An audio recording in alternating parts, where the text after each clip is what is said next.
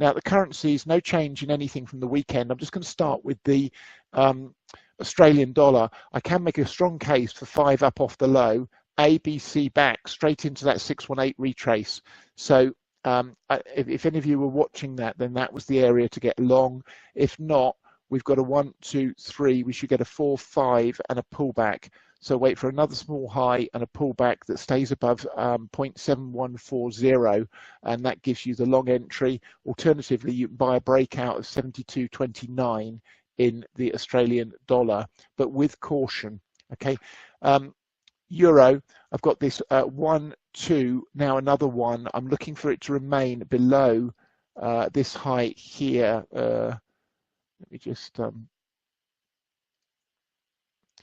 yeah, this high here that we made last week on this retrace, and then start to accelerate to the downside. If I just zoom out to the 4-hour chart, I'm still looking for this 5th down here in the euro. I've still got a third of the short position on at the moment, but you know, if we take out last week's high, then this counts wrong, and I'll step aside. Cable, so just this diagonal pattern up for the C of the A wave, that's continuing to play out. Want to see it going back above 131.43 next, and then we should come up into the target region here. Once we've seen that, then look for the pullback in the B wave. And if you want a long position, once we've got this A in place and we start to come down, we can run the retrace fibs and look for a long trade for the C of 2 up.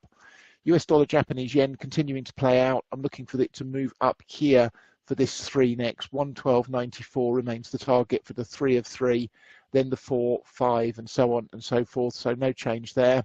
And US dollar, we got that nice push up on Friday. We're starting to pull back. We need to maintain above Friday's low at 94.40. Take that out, and that's your cue to stand aside in the euro.